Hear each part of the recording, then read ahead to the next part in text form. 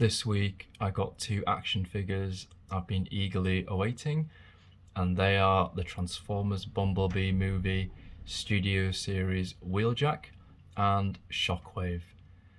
My precious. Also, my precious. I'll be looking at Wheeljack in this video, and then I'll do Shockwave in a later review video. Okay, let's take a quick look at the packaging. So we've got a picture of him from the opening sequence of the Bumblebee movie, Studio Series 81. On the side, the Autobot logo hasn't quite lined up with the packaging. Same image. And on the back, 31 steps to transform Wheeljack into his alt or vehicle mode.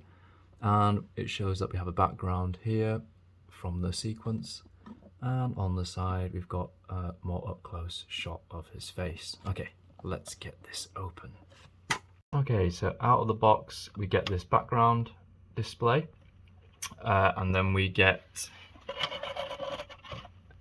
the instruction booklet for the 31 changes, the steps to take.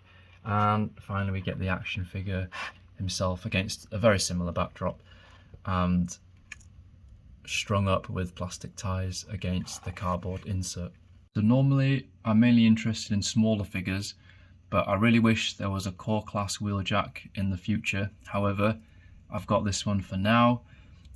In terms of the design, it's much more faithful to the G1 designs. For the Michael Bay films, I think Wheeljack was renamed as Q or Quer, and it looked very different to the original iteration. So I much prefer something closer to the original G1, and this is what we got in Bumblebee. So let's see close up the paint application. We've got the blaster here, which looks cool. I'll get that out. And we've got like a gunmetal silver grey. You can see the face and the cool kind of glowing ears whenever he speaks on the sides of his head. And we get the flaps on the back of his shoulders. And yeah, the paint apps are brilliant. So here he is with his blaster looking awesome. Now I will say about this figure, it is, when I took it out of the pack, it is a bit loose on the leg. They do just flop over like that. So I guess it's just luck as to which model you get. But overall, it does seem to stand, and there are some fixes that one can do for that kind of issue. So looking at the figure, let's take a look at his blaster. You can see the details there. It looks fantastic. And let's have a look at the accuracy of the head sculpt. So yeah, they've done that a very, very good job. And you've got lots of details on his head or helmet. Going round, let's do it this way. It's got a very nice design, the wheels on the back. We've got an extra port here for the gun to be attached to. Overall, an extremely nice looking figure. Okay, let's take this out. So this one is actually quite a tight fit. So some of the joints are loose, some of the joints are tightly fitted, and some of the joints, they take a while to become smooth. So I think in the future, if Hasbro could somehow make it more consistent, that would be great. So here we are with the gun in the port on the back. And I like the fact that it's not bright white, but a kind of darker greyish or kind of war battle white, where, you know, there's been explosions, and as a result, he's not as white as in the G1 cartoon. In terms of articulation, we can swivel his head. It should be all the way around because it's a ball joint. We've got a little bit up movement and a down one. The arms, they're also on a kind of ball joint, so they can move out. Oops, these flaps maybe get in the way though. We can move the flaps, great. So yeah, when the flaps are down, you can spread his arms out. Let's have a look. Yeah, they can move, pretty much do a 360 all the way around. Okay, without this part coming off. Okay, and then, yep, bend at the elbow. I've got a double joint here, so it can fold up like that. And yes, we can also bend it around as such. Okay, and then for the legs, let's see if we've got a waist swivel. Kinda, yeah, we've got a waist swivel here. Again, this hip joint really loose. We've got a knee bend here, and a kind of ankle pivot here. Can he do the splits?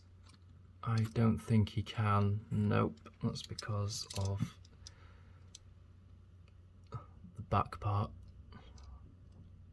Okay, so yep, he can move his foot, do a back kick, can do a front kick quite high.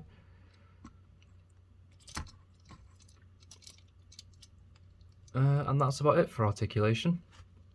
Okay, so I'm going to attempt the transformation, and since I only got it recently, I've never actually transformed this guy, so I'm just going to follow along and see how easy it is. Hopefully it should be okay. So the first thing is to fold these down, and then these should come loose here, and then the head comes out, and something happens here. This comes up, and this also comes up too. And then we do the waist swivel.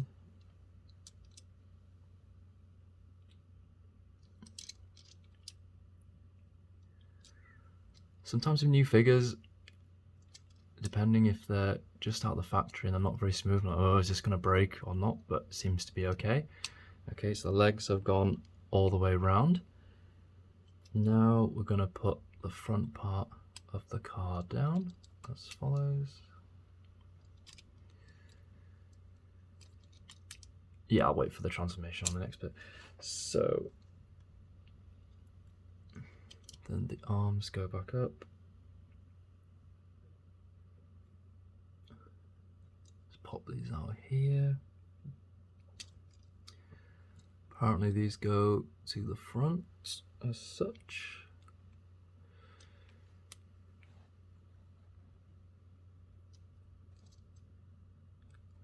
And the wheels should come out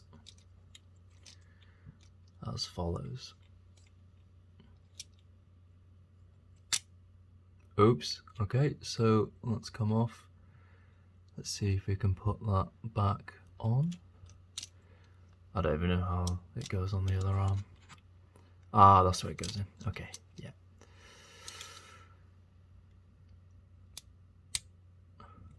Okay, but did I put it on the right way? No, I did not. Okay, it goes like this. Great, okay. So at least it's forgiving, like if parts snap off, they can easily be put back together. Okay, so that's that.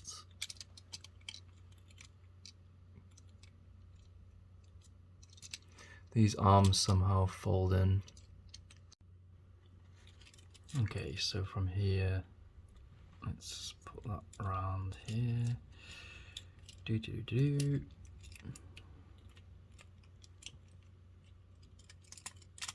This has got to come down into there and over. That's the front part done on that side. Okay, so clip that together and do the same on the other side.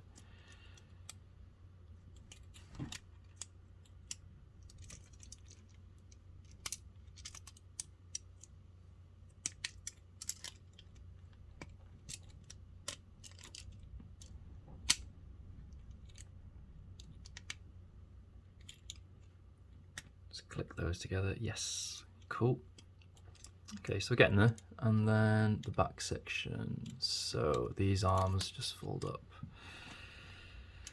as so. Spin that one round. Whoops. Get that one in there. I think, yeah, they should clip together.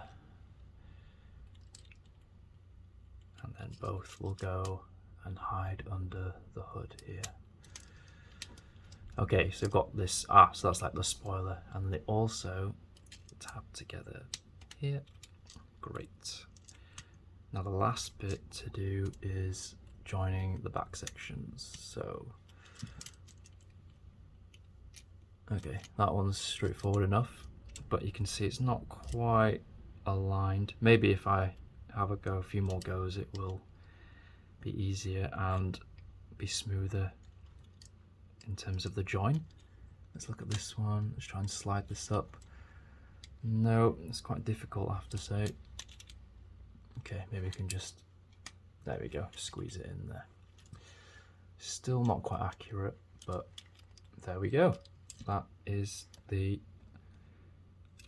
Cybertronian form of Bumblebee movie Wheeljack, all done. So as for the gun, on the back there's a tab here, and we just put in any of these two tabs, and there we go, ready for action. Now the wheels do spin, but I will say because of this head section, it does jut out, and if you press down it's okay, but normally, maybe it's just on my version and it is my first transformation, it just might be a little bit unsmooth, but no, okay, that seems to go great. So the actual transformation is not so hard. I think the difficulty is that the plastic tolerances of the pieces, they're not quite 100% smooth, but overall not too shabby, and that looks great. A compact little armoured vehicle, and if we just compare to the G1 vehicle mode of Wheeljack, which is the Lancia Stratos, this is a great Hot Wheels vehicle which I've reviewed in another video. They've borrowed the colour schemes from this rally car really nicely. You can see the red, green and white, and it's a great homage.